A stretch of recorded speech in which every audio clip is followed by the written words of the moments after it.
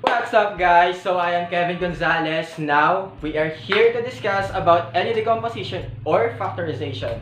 Now for further information, here is Miss Angelica Liwag to discuss about the first part of the topic. So Miss Angelica Liwag, pasok! Hi guys, I am Angelica Joyce Liwag, here to discuss the LU factorization. It is being introduced by Alan Turing in 1946 and he used it in doing the Turing machine. It has three types, which are the Cholesky, the Krauts, and the Doolittles. So this LU factorization is a decomposition of one matrix into two triangular matrices, which is the upper and lower matrices. So let's move on with the Doolittles. So sa Doolittles method, meron siyang two triangular matrices, which is the lower and the upper triangular matrices. So yung lower triangular matrix ay may diagonal value of number 1. So let's move on kung paano siya sasolve. So yung process niya is row times column. For example, yung row, 1 times U11 is equals to dun sa coefficient ng matrix na isasolve nyo. So, di ba may nakuha tayong equation from the Y-bus admittances using nodal or mesh analysis na usually 4x4 or 5x5. Pwede natin siyang ma-reduce using the Cron reduction. So, halimbawa, ito yung nakuha nating equation from the Cron reduction. Di ba sabi ko kanina, yung Doolittles is may upper and lower triangular matrices. So, yung sabi ko, yung given equation, kukunin mo yung coefficient nun, i-equate mo siya dun sa lower and upper triangle. Tapos, row times column lang siya. Halimbawa, the 1 times U11 is equals to negative J2. So, ito yun. Tapos, 1 times U12 is equals to J25. Ito. Tapos 1 times U13 is equals to 0. So ito yun. Nakuha na natin yung tatlong ano. So L21 times U11 is equals to J2.5. Diba ito yun? Since meron na tayong U11, i-equate na lang natin siya, ilipat natin sa dito. So, makukuha natin yung L21 is equals to negative 1.25. So, L21 times U12 plus 1 times U22 is equals to J4. So, ito yun. Since meron na tayo ng mga values, i-substitute lang natin siya para makuha natin yung isang unknown, which is yung L22. So, let's move on. L21 times U13 plus 1 times U23 is equals to negative J8. So, same lang. Isa-substitute mo yung mga nakuha mong unknown nung una. Tapos, makukuha mo na yung U23 is equals to J8. Tapos, yung L31 times U11 is equals to J55. So, isa-substitute mo lang din yung nakuha mong unknown, which is yung U11. Makukuha natin yung L31 is equals to negative 2.75. So, L31 times U12 plus L32 times U22 is equals to 0. So, isa-substitute mo lang din siya para makuha yung unknown na L32 is equals to 55 over 57. And the last one, L31 times U13 plus L32 plus U23 plus 1 times U33 is equals to negative J10. So, isa-substitute mo lang lahat ng nakuha mong unknown nung nauna, makukuha mo na yung U33. So, ayun guys, yung next process ay, di ba may mga nakuha kang lower values. Isa-substitute mo lang siya dun sa format na pinakita ko kanina. So, gaya dito, ito yun. Tapos, i-multiply mo siya dun sa initial, kasi ito yung kailangan natin kunin yung initial value ng voltage. I-equate mo siya dun sa constant value ng mga matrices na given. So V1 times yung 1 is equals to 1.1 at an angle of 90. Meron na tayong first value. So substitute mo yung V1. So V1 prime times 1.25 plus V2 is equals to 0. Makukuha natin yung V2 prime. So meron na tayong V1 prime tsaka V2 prime. So V1 prime times negative 2.75 plus V2 prime times 55 over 57 times plus V3 prime times 1 is equals to 0.8 at angle of negative 120. So makukuha natin siya as ito. Yung V3 is equals to 1.0821 at an angle of 111.6947. So next is yung mga upper values naman. So i-substitute mo lang din siya, yung mga upper values na nakuha natin kanina, sa format na given, yung pinakita ko nung una. So i-multiply mo siya dun sa pinakakukunin natin since voltages nga yung kailangan natin kunin. So V1, V2 at saka V3. I-equate mo siya dun sa nakuha nating initial values. So same process, pero dito ang mauuna natin is yung ilalim since dalawa yung zero. Diba? May triangular format yon ng mga zeros. Unahin natin yung V3 since yun yung makukuha na natin. So V3 times yung negative J 1010 over 57 is equals to yung nakuha natin value. I-divide mo lang yun, makakakuha ka na ng V3. So since may V3 na tayo, so V2 times J 1.125 plus J8 times yung V3 na kuha natin is equals to 1. Yes, ito. I-equate lang natin siya, makuha natin yung V2. So same process lang as yung V1. So V1 times J negative J2 plus V2 times J 2.5 times plus V3 times 0 is equals to 1.1 at an angle of 90. Makuha na natin yung V1. So since nakuha na natin yung tatlong values na kailangan natin, tapos na tayo dun sa Doolittles. So yun lang guys yung process ng Doolittles. So yung Cholesky, limited lang yung matrix niya. Tapos yung crowd, si Miss Nanya Diego yung mag-explain sa kanya.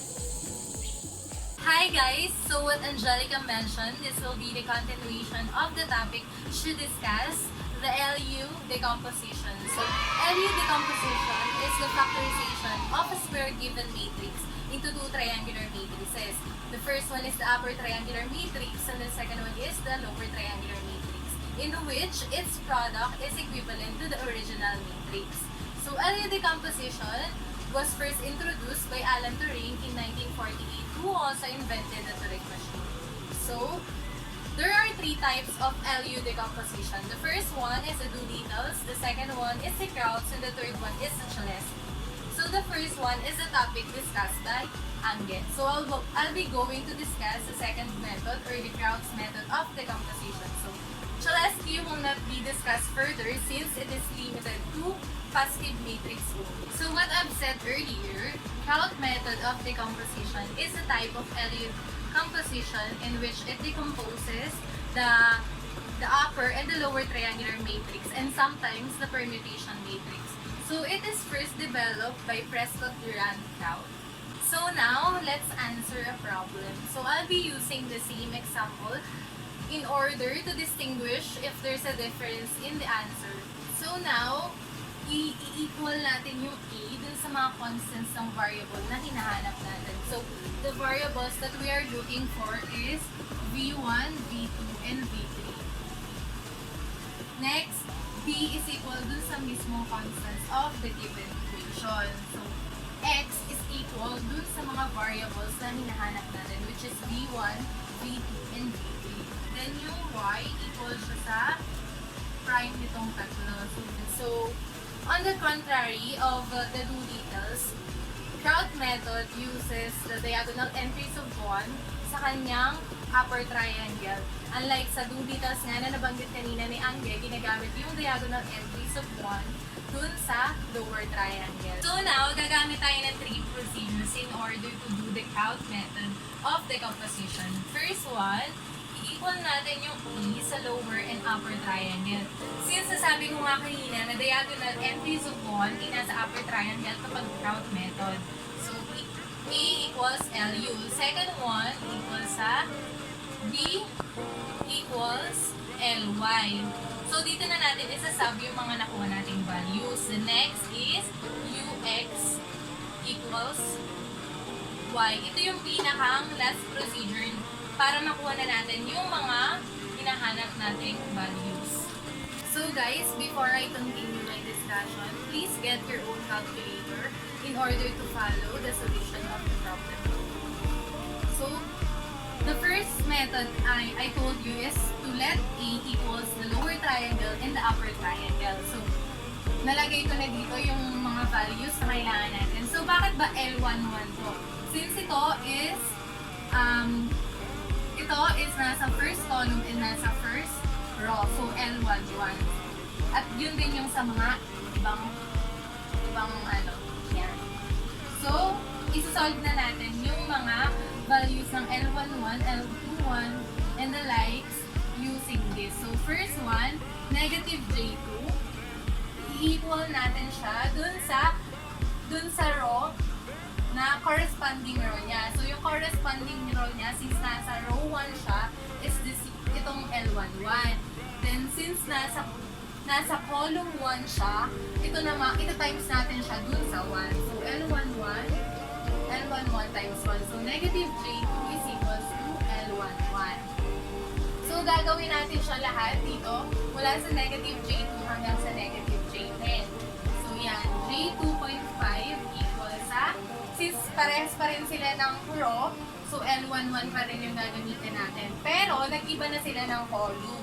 Since yung J2, yung negative J2 is nasa first column, yung J2.5 nasa second column, yung sa second column natin siya ita-times. Times U12. Since 0 na to, ipa-plusa na natin to dito, kasi 0 na ito na ipapakita. So, J2.5 divide negative J2 equals sa U12. So, yan ay equal sa. So, sabayan nyo ako para mas madali ang pagkukumpute natin. So, 2.5i sa calc U divide negative 2i. So, ang lalabas dyan is negative 1.25. So, i-continue lang itong process na to hanggang umabot tayo sa negative 6. So, ibabox ko lang ng different color yung mga sagot para mas madali natin makita. So, next is yung 0 na. Since nasa third column pero nasa first row pa rin, sa third column tayo mag-times. So, since 0 na, yung U13 natin ay equal na sa 0. So now, i-continue naman natin yung nasa second row. So, J2.5, so dito na tayo titingin sa second row, since second row sila. So, L21, tapos nasa first column siya, so L21 times 1, L21 equals sa J2.5. I-babox ko lang siya para mas ma-distinguish natin. Next, J4 equals sa L21 ulit, since sa second row ulit, times, dito na tayo sa second column, yung U12. Plus, ito, ipa-plus ulit natin yung nasa second row, L22 times 1. Yan. So, ilalagay lang natin yung mga values na meron na tayo. So, J4 equals sa L21, J2.5, U12 is equals to negative 1.25 plus L22. So, L22 is equals sa, sabayan nyo ako mag-calculate para alam natin kung paano nakukuha yung mga values. So, 4i minus 2.5i sa calc U ay times negative 1.25. L22 equals sa 7.125i or J 7.125. Next is yung J8. So, J8 equals ulit dun sa second row, pero nasa third column na. So, third column natin siya ita-times. L21 times U13 plus L22 times U23. Since 0 na siya, tapos times sa 1, magiging 0, hindi ko na siya ilalagay. So, ilalagay ko ulit yung mga values na meron na tayo. So, J2.5, U13 is equal sa 0. So, 0 plus L22. L22 is equal to J7.125 times U33. So, para natin makuha yung U33, i-divide natin itong dalawa. So, J8 divide 7.125i equals to 64 over 57. Gamitin na natin yung true value. So, 64 over 57. So, ibabox ulit para mas ma-distinguish natin.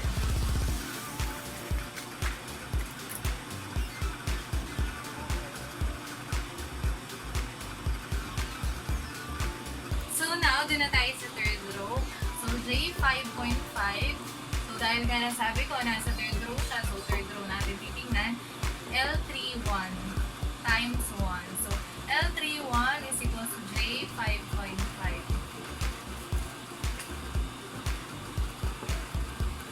Next, 0 equals sa L31 times U12.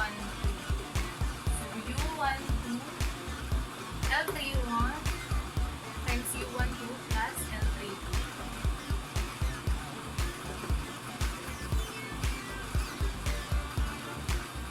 Yan. So, isasab natin yung mga values. So, isasab muna natin first. L31 is equal to J5.5 times U12. U12 is equal to negative 1.25. Then, plus L32. So, L32 is equal sa 5.5i times negative 1.25 times negative 1. Since ila-transpose natin siya, so equal siya sa 6, J6.875 plus, para sa ating first method, so negative J10 equals sa L31 times L31 times U13 since nasa third column siya, plus L32 times U23 plus L32 times U23 plus L33. So, isab lang ulit natin yung mga values na meron na tayo. So, L31 meron na tayo, J5.5. U13 meron na rin tayo, 0. So, wala na to. Plus L32 na J6.875 and L32, tas yung U23. Oh, I'm sorry. Ito pala ay U23. Kaya pala hindi ko siya mahanap. So, U23 is equal to 64 over 57 plus L3. So, yan.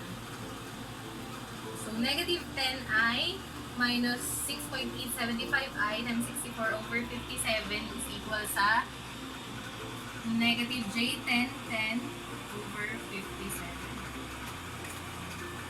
So now, let's proceed sa pangalawang step. So ngayon, isasub naman natin yung mga values na nakuha natin dito. So, isusulat ko muna para mas maintindihan. So, di ba kanina, ito yung ginamit natin. Yan. I-solve ko lang, ilalagay ko lang para mas maintindihan. So, yung lower triangle muna yung gagamitin natin ngayon. So, since yung mga values na nakuha natin for L11, L21, L31, L22, L32, and L33, sasaban lang natin ang values para magamit natin yung matrix na to na meron ng values lahat. So, ito yung mga values na nakuha natin kanina. So, negative J2, 0, 0, J2.5, J6.875, J7.125, 0. J5.5, J6.875, negative J1010 over 57. Tapos, ito yung lower triangle, ito yung L. Tapos sabi ko kanina, yung Y natin is yung mga prime ng mga variables na hinahanap natin. Ayan. Tapos ito times natin siya dun sa mga constants ng equation. Ayan. So ngayon, hahanapin naman natin is yung mga values ng B1 prime, B2 prime, and B3 prime. So, negative J2 times B1 prime equals 1.1 angle 90. Since 0 siya, kasi sa times natin siya dito, hindi na natin siya isasama. Since hindi naman siya magkakaroon ng value. So, V1 prime is equals 1.1 angle 90 divide negative J2. Ang lalabas sa calculate natin is negative 11 over 20. Again, ibabox ulit siya.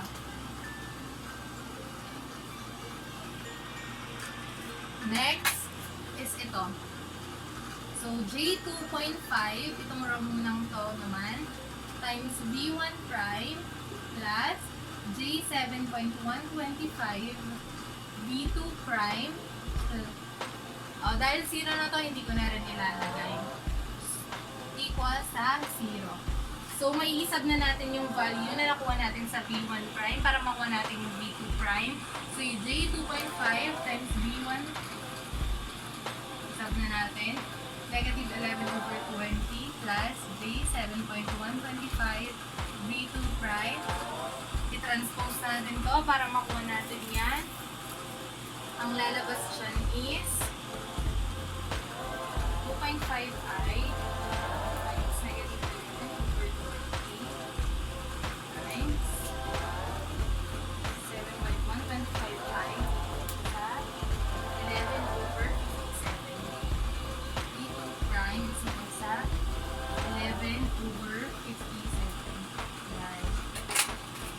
Sana pare-parehas tayo na nakukuha ang sagot at sana sinasabayan nyo ako para mas maging interactive itong video natin. So, next, J5.5 times B1 prime plus J6.875 B2 prime minus J1010 over 57 B3 prime equal siya sa 0.8 angle negative 120. Again, isasab na natin yung mga values na meron na tayo. Since meron na tayong B1 prime, meron na tayong B2 prime, kukuha na natin yung B3 prime. So, J5.5, B1 prime is equals to negative 11 over 20 plus J6.875, 11 over 57. I-transpose na natin para diretso type na kayo sa calculate. Yan. Equals to J1010 over 57. Ayan. B3 prime. So, pag na-add nyo na to, i-divide nyo lang sa J1010 over 57 para makuha nyo yung B3 prime, which is equivalent sa 0.0611 angle negative 158.3050. Yan.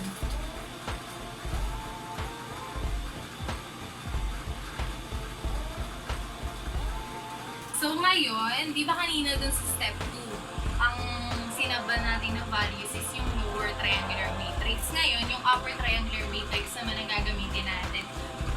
Given na yung mga values na nakuha natin dun sa una nating step. So, ito na nga pala yung last step natin sa ating Kraut method of decomposition. So, ito yung upper triangular matrix natin kanina. So, since Kraut nga tayo, Kraut, dito yung triangular, ay yung diagonal matrix natin na 1. Ayan. So, ito yung sasaba natin ng values na nakuha natin sa first step. So, medyo crucial yung pagkuha natin dito since kapag mali na kayo agad sa first step, madadala nyo siya hanggang sa last step. Kaya dapat, ma-check agad kung tama ba yung nagawa nyo dun sa first step. So, yung U12, ang value ng U12 natin is equal siya sa U12 is equal to negative 1.25. Ayan, nilagay ko lang yung mga 1 at mga 0 ng ating matrix. Next is yung U13 equal siya sa 0 at yung 64 over 57 na U23. Tapos, ngayon, ito times naman natin siya ay dun sa values na hinahanap na talaga natin. Ayan.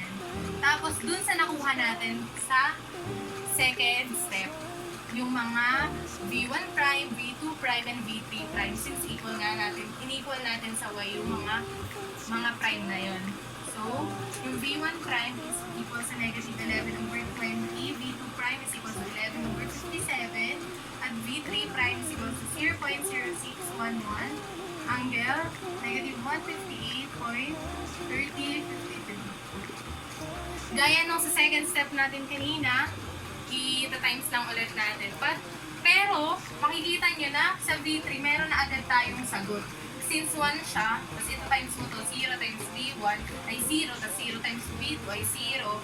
1 times V3 is equal sa 0.0611 hanggang negative 158.3053. Ayan, dito pa lang meron na agad tayong value ng V3. So, huwag natin kakalimutan degree and volts as unit ng voltage. So, i-scanner na natin siya, i-box na natin siya since final answer natin. Ayan. Next, kunin naman natin yung V1 and V2. So, kunin na natin yung V2 since meron na tayong V3. So, 0 ulit, 0 times V1, hindi ko na yun ilalagay. So, V2 plus 64 over 57 times yung value na nakuha natin times V3 equal sa 11 over 57. Ito na nga yung value na nakuha natin. Tapos, so V2 plus 64 over 57 times 0.0611 hanggang negative 158.3053 degree equal sa 11 over 57. Okay, dito transpose lang natin ito dito para makuha natin yung V2 na equal sa 0.2579 angle 5.6393 degree volt. Ayan. Meron na tayong V2. And yung last na hinahanap natin yung V1. So, V1 times 1 plus negative 1.25 times V2 equals negative 11 over 20. So, gaya kanina, sasablang natin yung values niya. Ayan. 11 over 20 minus, ayusin ko lang para mas malinaw, negative 1.25 times V2 na 0.2579 angle 5.6393. So, ang lalabas na sagot dyan is V1 equal sa 0.2313 angle 172.1274 degree volt. Ayan. So, ayan. Nakuha na natin yung values ng V1, V2, and V3. So, that's it. Ito na ang Crowd's method of decomposition. I hope meron kayo yung details sa aming report. Angelica.